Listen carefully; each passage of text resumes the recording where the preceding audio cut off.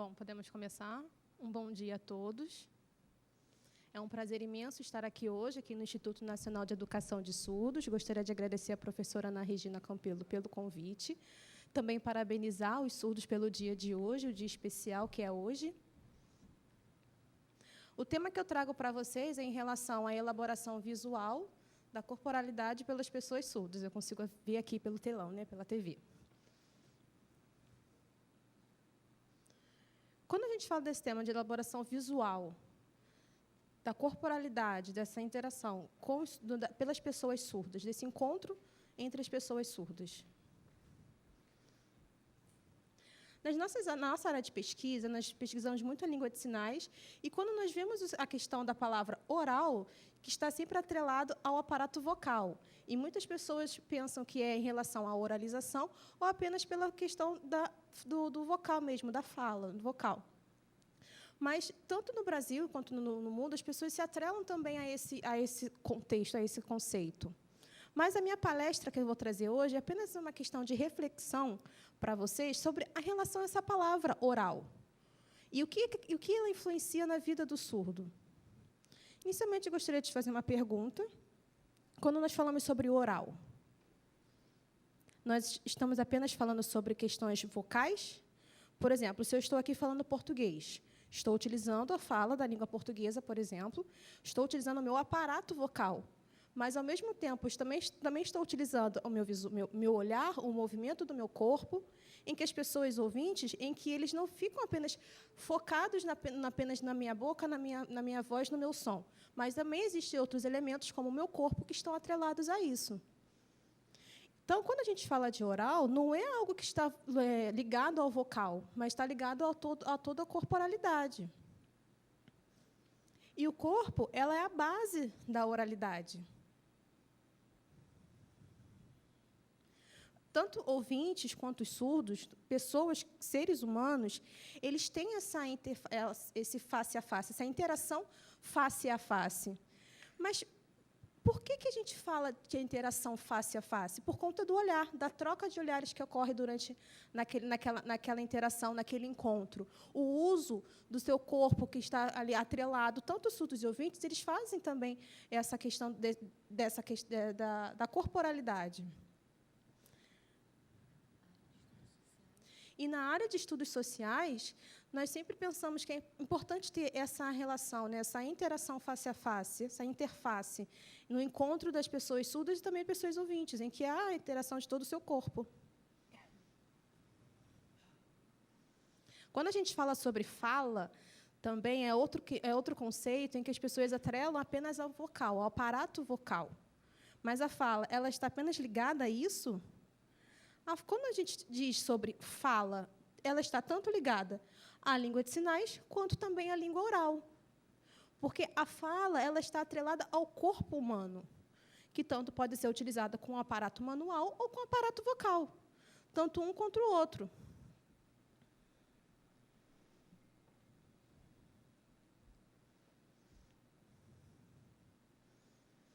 Por que a gente pensa que a fala e o oral é focado na parte vocalizada?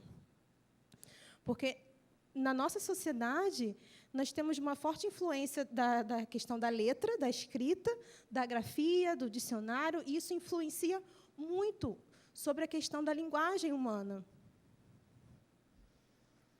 Então, vocês veem que tem uma palavra enorme ali, grafologofonocêntrica.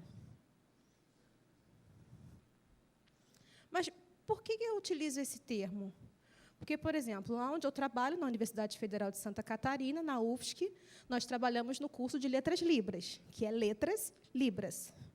Mas a questão da letra, ela está ligada a Libras? Então, por que a gente utiliza o nome de letras?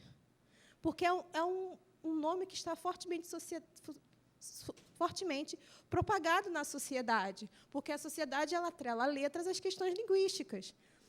E fica presa em relação ao som, à voz, à palavra, ao fonema. Mas e a linguagem humana? Onde está a letra na linguagem humana? Não é apenas a questão da letra nas palavras, mas em toda a questão corporal também. E aí não tem como separar oralidade, voz, das expressões faciais, das expressões do corpo. Tudo isso é uma interface face a face, é uma interação face a face. Então, na área de estudos, quando a gente fala da área de estudos em relação aos gestos, é o nome, né, da área de estudo, já foi pesquisado gestos de ouvintes, em que os ouvintes eles utilizam sempre, enquanto falam, o seu manual, né, as suas mãos, porque acreditam que é importante complementar em relação ao que está sendo dito naquele momento. As expressões faciais elas mudam, as expressões corporais elas mudam, porque está atrelado ao que está sendo dito, ao que está sendo produzido. E na interação social, face a face, nós temos modalidades, e são multimodalidades, são várias modalidades, não apenas uma. Por exemplo, né, quando nós sempre separamos, né, visual gestual de oral aditivo, como se fossem duas modalidades diferentes. Mas nós, seres humanos, nós temos multimodalidades. Nós usamos tanto a questão visual, quanto o toque, quanto outros tipos de modalidades no momento em que nós produzimos. Eu gostaria de mostrar alguns exemplos para vocês em relação a essa questão da corporalidade. São exemplos de ouvintes, né, em relação à questão da visualidade. Por exemplo, eu vou iniciar com os exemplos dos ouvintes e depois eu vou mostrar exemplos de surdos.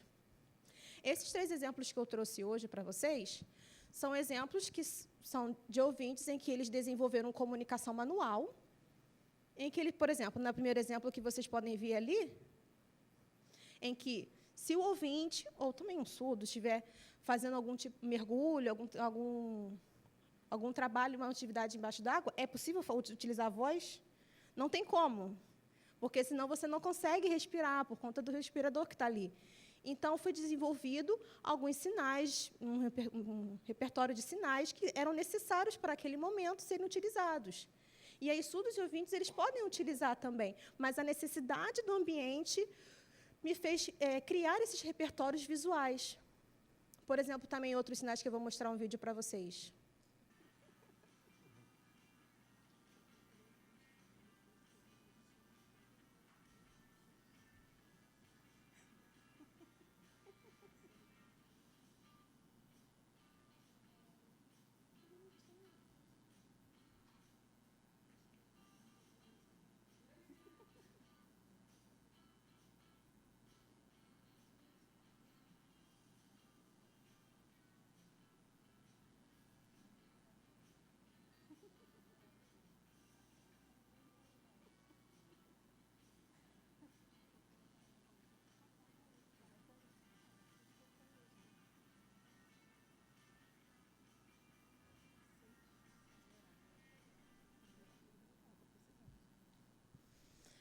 Vocês viram em relação ao mergulhador, os sinais que eles fizeram, porque é no momento que eles têm livre, são as mãos, e na hora, né, do ambiente, que é ali embaixo d'água, aquele ambiente, fez-se necessário a criação desse repertório de sinais. O segundo exemplo que está ali em relação à cultura dos rappers, que é lá dos Estados Unidos, e vocês vão ver que eles utilizam muito as mãos. É como se fosse uma língua de sinais, porque é para mostrar uma marca, uma característica identitária deles, do grupo de rappers. E eles formam uma comunicação diferente. Eu vou apresentar um vídeo curto para vocês verem.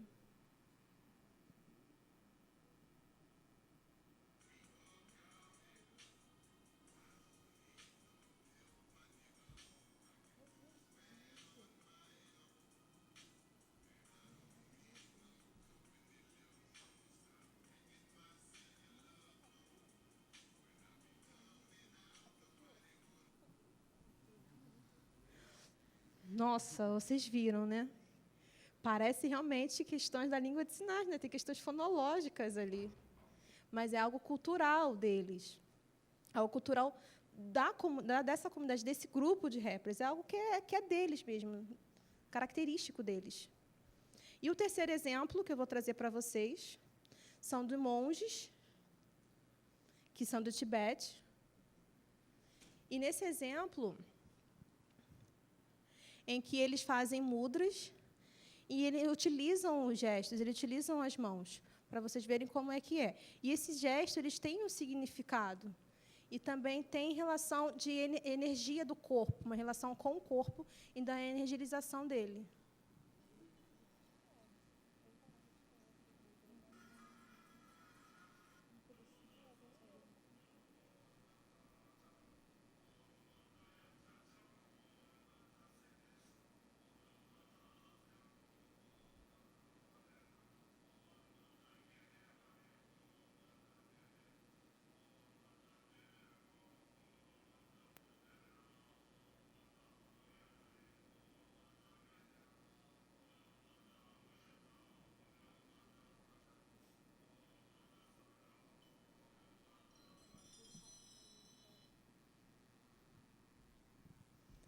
Então, esses 3 exemplos, como vocês puderam ver, o que nós podemos extrair desses exemplos é que são comunicações multimodais, em que há a utilização do aparato vocal, mas também tem a questão visual, que é tão importante para poder mostrar esse tipo de comunicação.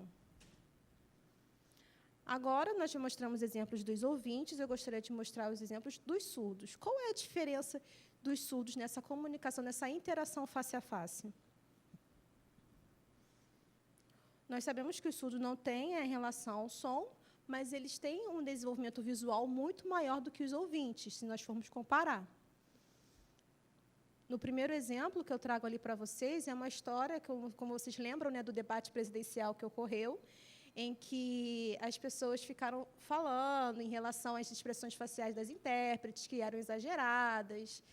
E aí os surdos aproveitaram essa fala da sociedade e começaram a postar nos seus Instagrams, nos seus Facebooks, em relação ao orgulho de serem surdos. E eles começaram a postar fotos de expressões faciais, como vocês podem ler no primeiro exemplo ali. Então, os ouvintes têm expressão facial? Tem sim. Mas a gente sabe que os surdos eles conseguem se expressar muito mais facilmente do que os ouvintes. E essas expressões dos surdos, muitas das vezes, são gramaticais, elas estão dentro da língua. Por exemplo, quando eu uso esse movimento da minha boca, ou esse, quando é para poder dizer que uma pessoa está andando, é atrelado ao tipo de movimento que a pessoa está usando. Então, nos ouvintes, não é necessário fazer esse tipo de expressão facial, mas os surdos utilizam muito. No segundo exemplo, em que, quando você está conversando com alguém, com um surdo, numa comunicação, você acena para poder chamar a atenção. Eu lembro quando eu estava trabalhando lá na UFSC, tinha a coordenadora de surdos que estava sentada no computador, de costas com a gente, resolvendo algumas coisas, e a secretária era ouvinte. E ela não sabia Libras e ela não conhecia também a coordenadora. E eu estava conversando com a secretária, falando com ela, e pedi que ela chamasse a coordenadora. Chama a coordenadora ali, por favor. E a menina secretária ficou com receio, sem jeito. Como que eu vou chamá-la? Eu falei, pode tocar nela, pode, fala com ela ali. Não, isso vai ser agressivo? Não vai ser agressivo, porque isso é normal. Quando a gente faz esse tipo de gesto, esse aceno, para poder chamar uma atenção, isso é normal, a gente utiliza isso, a comunidade surda ela utiliza. Os ouvintes podem levar um susto, né, quando são chamados dessa forma, acham que é realmente agressivo, mas porque são culturas diferentes, são identidades diferentes. E isso é uma característica visual que os surdos têm. Mas os ouvintes podem ter também? Podem, mas é algo que é atrelado à comunidade surda, à cultura surda. No terceiro exemplo, é uma contação de história, em que nós fazemos uma pesquisa sobre narrativa de um homem agricultor. E a gente percebe que a narrativa dos ouvintes e a narrativa dos surdos, e nós fazemos comparações em relação a isso. E o que nós percebemos nessa análise é que, como o surdo está fazendo a sua narrativa, o que é mais importante para eles são as descrições. E os ouvintes não. Os ouvintes eles não têm muitas descrições visuais. Em relação à narrativa dos ouvintes, falam, um homem agricultor, e ponto. Quando é dos surdos, eles trazem uma narrativa em que o homem é agricultor, com um bigode, com costeletas, usando chapéu tal. Então, eles fazem uma descrição totalmente diferente que os ouvintes não fazem essa descrição. Eles não utilizam os mesmos artifícios descritivos que os surdos utilizam. Então, é importante que, numa narrativa, isso seja acrescentado, os detalhes sejam acrescentados numa narrativa. E é algo que os surdos utilizam e muito.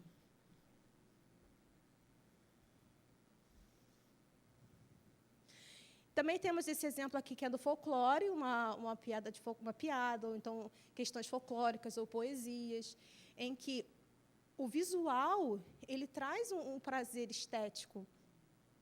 No primeiro exemplo que a gente fala, não sei se vocês conhecem, é uma história da bola, quando faz o experimento químico e a bola cria vida.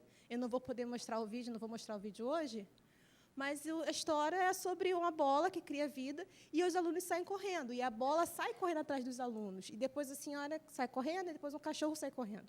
O mais importante do vídeo é o visual e como eles mostram essas questões da bola. Que, às vezes, a bola está indo atrás dele, está descendo, está subindo. Às vezes, ela vai parando. Às vezes, ela vai mais rápido.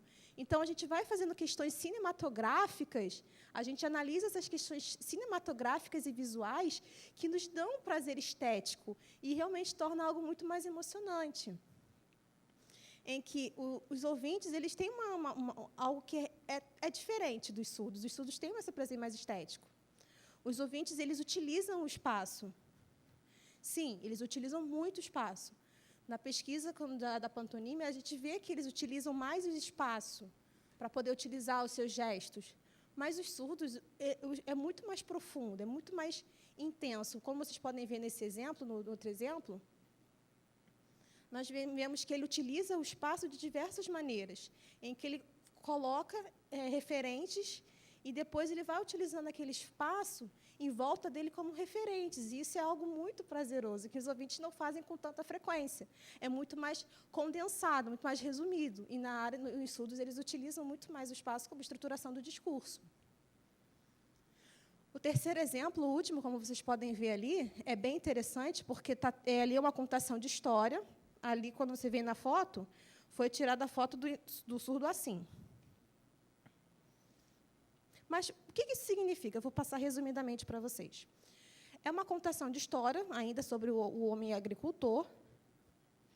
E aí tem uma foto em que mostra diversas questões diferentes, e tem uma foto em que o agricultor ele faz esse movimento de não olhar, porque ele não está vendo que tem uma pessoa que está roubando o que ele está tirando, o que ele está colhendo ali. Então, ele está colhendo e ele não vê. E essa foi a sinalização que o surdo fez. E o que a gente percebe quando a gente vê? A gente percebe que ele está usando o corpo particionado. Por exemplo, a mão dele, esse pedaço do ombro para a mão, é a árvore, não é a pessoa, não é o personagem, é a árvore. E a outra mão é o agricultor fazendo o movimento de colher. E o ver não é o agricultor. O ver é o narrador, que não está vendo. Que o narrador está dizendo, naquele momento, que o agricultor está colhendo, e ele não está vendo. Mas o que ele não está vendo? Não é o personagem que está dizendo que não está vendo. É o narrador, quando ele utiliza o outro braço, dizendo que ele não está vendo. Então, não é o agricultor que está ali na árvore. E também não é o agricultor que está no outro braço, é o narrador. E apenas essa parte do corpo está dizendo que é o agricultor que não está vendo, pelo movimento da boca dele, que ele não está conseguindo ver que tem uma pessoa ali que está roubando. Então, tudo isso é uma informação visual imprescindível, em que os ouvintes não fazem com tanta frequência.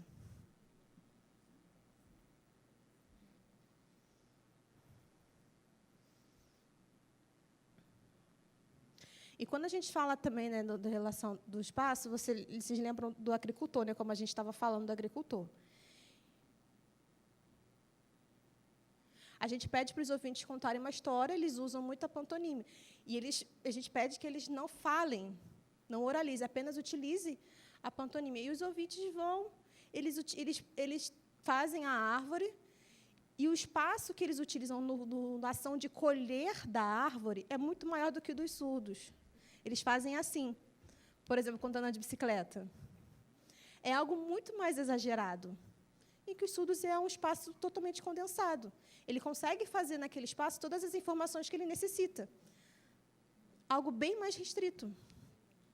E dando um desenvolvimento visual, porque ele precisa também desenvolver a agilidade naquela história. Um outro exemplo que eu vou trazer para vocês também, em que o ser humano ele utiliza gestos com as mãos, certo? E alguns gestos, eles mostram comunicação e outros gestos não mostram comunicação. Por exemplo, se eu pegar alguma coisa no chão, alguma coisa, por exemplo, essa televisão, ver o movimento que eu estou fazendo com os meus braços, a força que eu estou utilizando.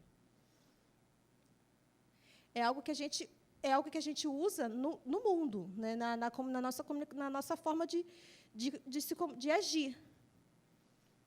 Ali, como a gente pode ver, que isso é uma força física que está sendo atrelada àquele movimento. Na segunda imagem, como a gente está vendo ali do futebol, quando o jogador, né, a jogadora faz um gol, ele utiliza esse tipo de movimento, que não é um gesto de físico, de força física, em que a gente utiliza no agir do mundo. Não é uma questão de força, mas é uma questão de poder, né, de conseguir ter feito aquele ato. A gente acaba desatrelando aquela palavra ao que ela é simbolicamente, né, no mundo. E na língua de sinais, quando a gente vai para a língua de sinais, a gente vê que já se torna gramatical. Por exemplo, a gente já utiliza sinal para poder. Isso significa que a pessoa tem uma força física? Não. E aí já se torna um sinal gramaticalizado. Quando a gente usa, por exemplo, você pode fechar a porta, por favor? Eu utilizo o mesmo movimento, o mesmo gesto da força física de pegar um objeto do chão, mas aquele sinal foi atrelado à gramática, que não tem nada a ver a questão da força física. É um processo que já foi gramaticalizado na língua de sinais, já se tornou um desenvolvimento visual. E aí, os ouvintes não fazem muito isso. E na comunicação, na interface face a face, na interação face a face, os surdos eles conseguem ter um desenvolvimento visual muito maior do que os ouvintes. E, para concluir a minha palestra de hoje, você conhece esse termo, ganhos da surdez? Por que a gente utiliza esse termo, ganhos da surdez? Então, a maioria das pessoas, elas pensam que, quando a gente fala de surdo, a gente pensa apenas nas limitações, por conta dele não ouvir, por ter uma falta de um sentido nele. Mas os surdos eles podem desenvolver outros sentidos, como, por exemplo, o visual, muito mais do que os ouvintes. Como eu já mostrei, né, sobre as questões do visual, em que isso se torna ganhos da surdez, em que há essa elaboração da corporalidade, em comparação aos ouvintes. E não é uma questão de limitação que a sociedade impõe, mas uma questão de ganhos da surdez também. A cultura e a biologia elas não são conceitos separados, dicotômicos. Elas se relacionam, só que se constituem mutuamente. Os surdos, eles podem não ouvir, mas eles têm um desenvolvimento cultural também deles, uma questão social. Quando a gente fala, a gente acena para um surdo, tem um conceito diferente de quando é um aceno para um ouvinte. Então, são culturas diferentes, são valores culturais diferentes que estão nesses dois grupos. E aí é necessário conhecer essa cultura para poder saber como é que é essa forma de comunicação com os surdos. E o meu entendimento em relação a essa cultura dos surdos é que eles têm um modo particular de estar no mundo, um modo de ser deles. Como também, por exemplo, um surdo cego. Ele tem um jeito dele de ser. Ele não é como um surdo, também não é como um ouvinte. Ele tem o jeito dele. Lá na UFSC, por exemplo, nós temos, um mês atrás, foi formado em letras libras um surdo. Um surdo cego se formou lá na Letras Libras, e no momento em que ele foi pegar o seu certificado, nós batemos no chão. Todo mundo no auditório se movimentou e bateu para ele poder sentir a emoção daquele momento. E aí ele levou um susto, porque o que está acontecendo? Mas o surdo cego sabia. Ele sabe que é aplausos para ele, porque são valores culturais diferentes que estão permeando em cada cultura. E as culturas, elas precisam se relacionar e se interrelacionar entre si. Bom, é apenas isso. Muito obrigado. Essas são as minhas referências.